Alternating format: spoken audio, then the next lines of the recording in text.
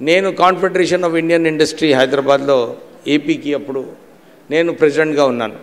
అప్పుడు చాలామంది వచ్చి చెప్పారు, సార్ మీ నాన్నగారు ప్రైవేట్ సెక్టర్ రంగంలో పెన్షన్ పథకం తీసుకొస్తున్నారు, ఇది ఇండస్ట్రీ నడవలేదు, మీరు కొద్దిగా మాట్లాడి ఈ విషయంపై ఆపాలని చెప్పి నాకు సూచన ఇవ్వడం జరిగింది.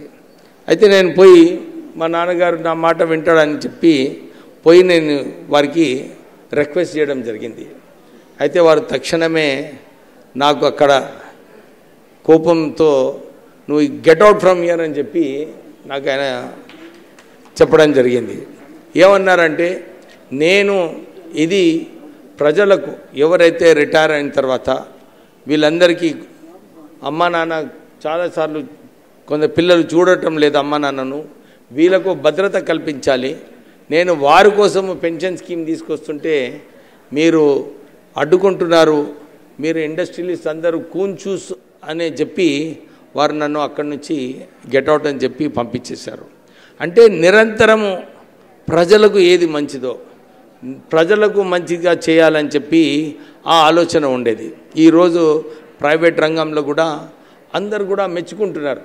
ఇంత మంచి పథకము వెంకటస్వామి గారు తీసుకొచ్చారు, మాకందరికీ కూడా లాభం ఉందని చెప్పి అందరు కూడా ఈరోజు గుర్తించుకుంటుంటారు. మీ అందరికీ తెలిసిన విషయమే, సింగరేణి సంస్థ BIFRలో ఉన్నప్పుడు కాకా వెంకటస్వామి గారు, అప్పుడు పివి నరసింహారావు గారు ప్రధానమంత్రి ఉన్నారు, వారితో చర్చించి 400 కోట్ల రూపాయలు NTPCతో నుంచి సింగరేణి సంస్థకు రుణం ఇప్పించి ఆ సంస్థను కాపాడడం జరిగింది.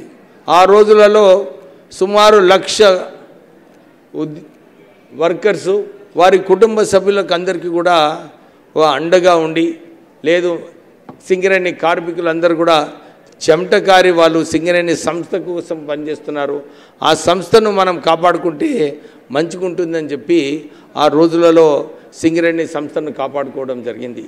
ఈరోజు సింగరేణి సంస్థలో మొన్న ముఖ్యమంత్రి గారు వారు లాభాల వాటలో కార్యక్రమంలో వెంకటస్వామి గారిని గుర్తు చేస్తూ ఆ రోజులలో సింగరేణి సంస్థను కాపాడినందుకు ఈరోజు సుమారు 6,000 కోట్ల రూపాయలు ప్రాఫిట్ వచ్చింది, కార్మికులకు మేము బోనస్ ఇస్తున్నాము 34%, దాంతోపాటు కొత్త గనులు కూడా దానికోసం ఇన్వెస్ట్మెంట్ వస్తుందంటే ఆ రోజులలో కాకా వెంకటస్వామి గారు సింగరేణి సంస్థను కాపాడినందుకు ఈరోజు సింగరేణి సంస్థ మంచిగా నడుస్తుందని చెప్పి వారు చెప్పడం జరిగింది.